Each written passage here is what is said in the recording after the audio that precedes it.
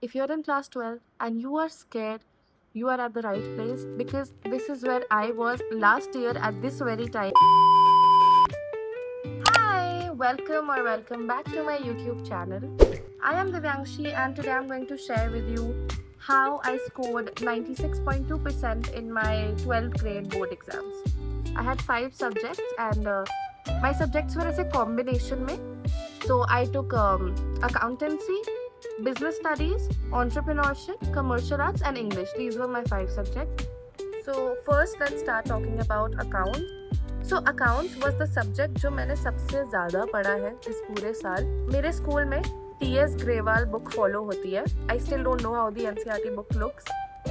हमारे स्कूल में T.S. Grewal follow हुई थी. मेरा कोई ट्यूशन नहीं था तो मेरे को स्कूल को ही फॉलो करना था. मेरे फ्रेंड्स कंप्लीट कर रहे थे बुक को के एक्सरसाइजेस, इलस्ट्रेशंस.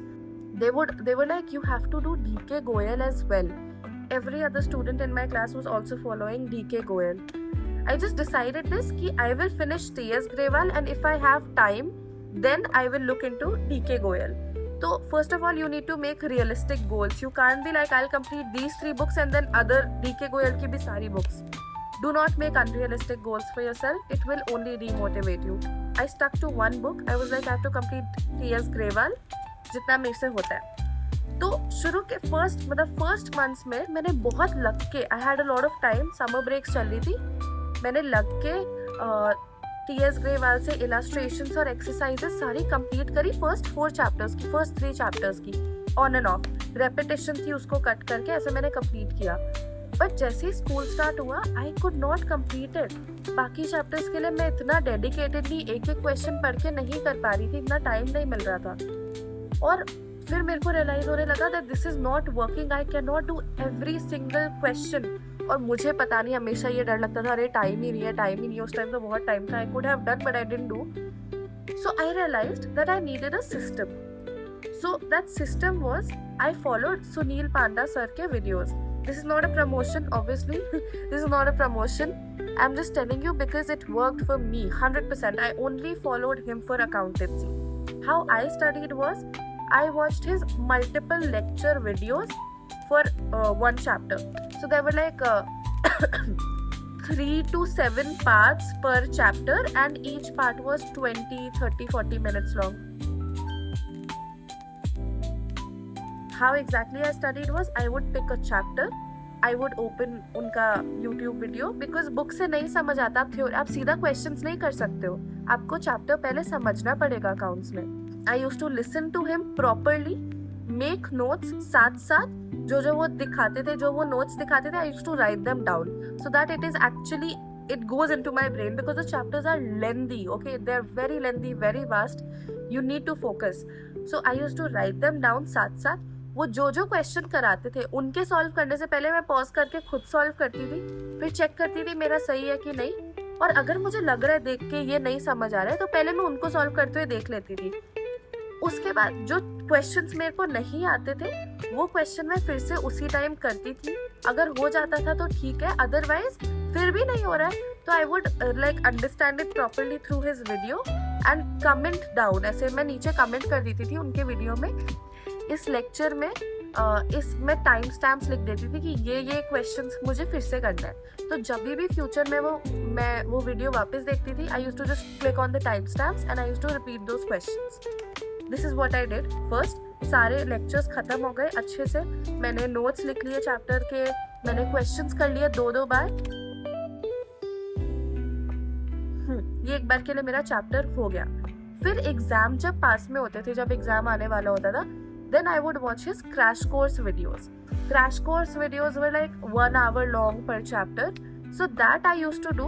उसके सारे questions and I would go back to the questions that I did wrong in the multi-lecture videos. Now this sounds like a lot of work, but it is not. Trust me, if you do little bit every single day, then you will be able to pull it off. I also started pretty late. Now I would like to add कि ये जो multi-lecture videos थे मैं ऐसे करती थी एक दिन में बस एक, पर वो अच्छे से फिनिश करना है, उसके नोट्स अच्छे से लिखना है, मेरे को समझ आ जाना चाहिए. नहीं समझ आ रहा है किसी और यूट्यूबर का वीडियो देखो, अपनी टीचर से कॉल करके पूछो कि ये कॉन्सेप्ट क्या है, ये क्या चीज़ है, why am I not understanding this. And do not complicate life for you.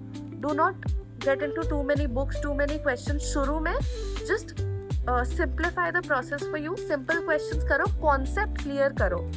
Concept clear हो जाएगा तो कोई भी आप question कर सकते हो solve. So that you have to focus on. So this is what I did. Multi lecture videos सबसे पहले, उसके बाद I used to watch the crash course videos just before the exams. And now for accounts you will forget things, okay? So I have definitely watched her chapter के multi lecture videos twice, ताकि exam से पहले कुछ भी new नहीं लगे. So multi lecture videos हर chapter के आप देख लो, धीरे धीरे करके हर रोज एक एक एक एक करके, किसी किसी दिन 2 2 3 3 भी करने पड़ेंगे जब एग्जाम्स पास आ रहे हैं और सिलेबस नहीं हुआ है, तब वैसे कर लो. पर नोट्स बनाओ साथ में, और जब देख रहे हो तो पूरी अटेंशन के साथ देखो, पूरे फोकस के साथ देखो. One thing is really important, you are not slow in accounts. Accounts का सिलेबस धीरे धीरे ही होता है, टाइम लगा के ही होता है. जो थर्ड बुक थी, issue of shares and debentures है टी.एस. ग्रेवाल में, ये सॉल्व करने में मैंने 1 month लगाया है. मैंने हर रोज एक एक वीडियो देखा है. सर ना ये सीरीज करते हैं कि रोज एक एक वीडियो आता है 20-30 मिनट्स का, तो मैं वो देखती थी रोज, साथ साथ उनके क्वेश्चंस करती थी. लाइव नहीं देखती थी, जब भी मुझे टाइम मिले. वैसे कभी कभार ऐसा भी हो जाता था एक दिन मिस हो गया या व्हाटएवर, तो नेक्स्ट डे कर लेती थी या जो भी. तो मैं उनके साथ फॉलो करती थी उनका video. I would solve the questions as per my pace. I did it and those were my strongest chapters because I gave them so much time.